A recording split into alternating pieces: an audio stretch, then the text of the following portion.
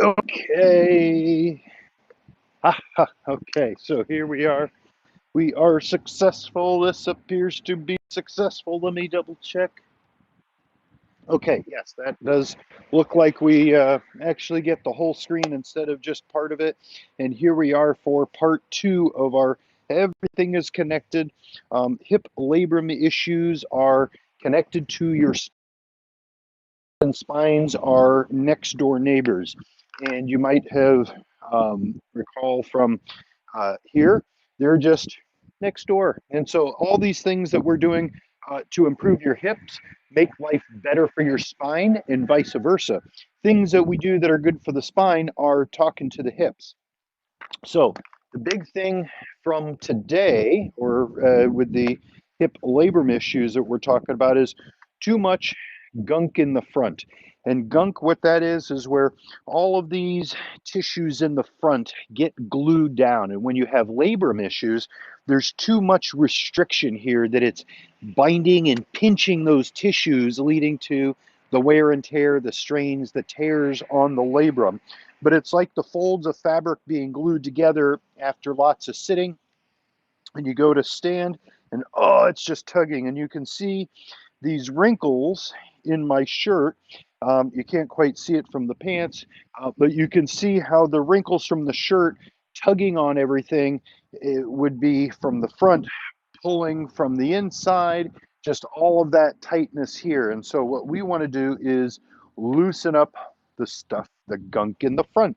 So what we're going to do is some pretty simple little hip stretches here. We're going to do a hip flexor and we're going to do a groin version. The motions are going to be the same.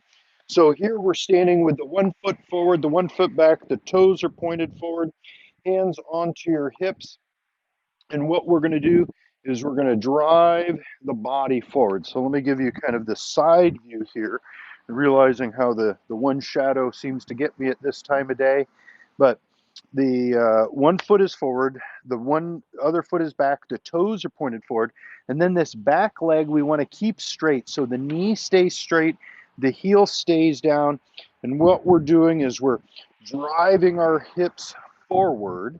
And as we're doing that, we're getting this loosening up all of the gunk in the front. So we're going back and forth, shifting weight, and notice that it's shifting weight, bending this knee, but this right leg, it's trailing behind and it just kind of stretches back there. So after we do the forward and back, we go into side to side. And here we're just doing this little wiggle side to side. So we're in this hip flexor stretch position with the toes pointed forward, the 1 foot forward, the 1 foot back. And then we're going to go into rotation. So here we're going to do a little bit of a turning around the corner. Now this can be helpful to be hanging on to something for some support, but you can see I'm just kind of doing this with my hands on my hips. That's a-okay too.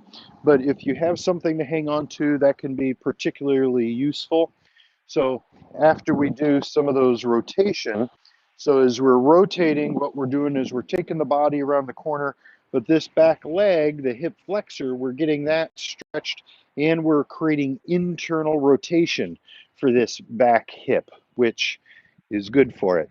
That helps smooth out some of the gunk in the front. Okay, so we did 1 foot forward. Now we have to do the other foot forward. So here, and if I kind of just line my body up with the shadow. Hopefully that won't be too distracting, but here we've got everything kind of pointed forward. The toes are pointed forward, the heel stays down, this back leg is straight. We're shifting back so that we're giving a stretch in the front of this hip flexor.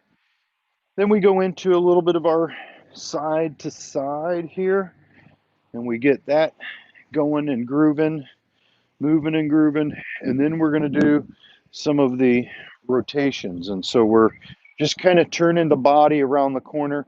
This is where it's more likely to feel like balance is a little bit tricky. And so if you have something to hang on to, great. If not, that's a-okay. Beauty.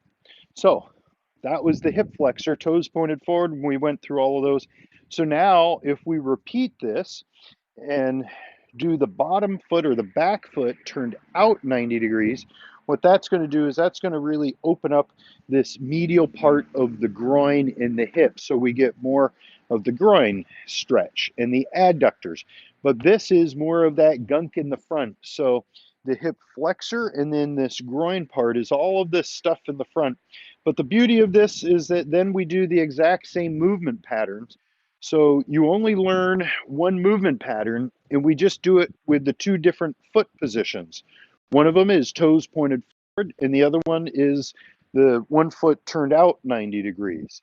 So after doing the forward and back, then we do a little side to side. So with this position, we have the groin in the lengthened position, and then we're asking it to move all over the place. And so we're smoothing out more of that gunk in the front and getting things moving and grooving, and more ways to help your labrum issues, to relieve some of that extra stress and strain on the tissues that makes labrums painful. Okay, so we did that side. So now we turn back foot out 90 degrees, shifting weight forward. Ideally, we want the shoulders oriented towards this front leg. The body likes to unwind itself, and it may kind of turn this way. That's not bad, but you're going to get more out of it if we have the shoulders oriented towards that front foot. So we do the forward and back. We do a little bit of a side to side here. And again, you're thinking that we're smoothing through the gunk in the front. We're just opening up all of this, smoothing it out. Motion is lotion. And then we're doing a little turns around the corner here.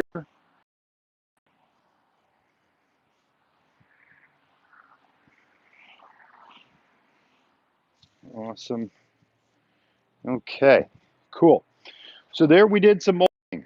Initially, we did some melting in part one where we were laying down. We did some rocking the knees. We did some half bridges. And then we went into going all over. And then we just went into some of these, the hip flexor with the toes pointed forward, and then the groin with the toes turned out, and we wiggled the hips in the three directions. So there's your molding part two. To tune in for part three, when we're going to go into a little bit more dynamic whole body movements to integrate the hip and the spine and the rest of you. Okay, until next time, everybody. Bye-bye.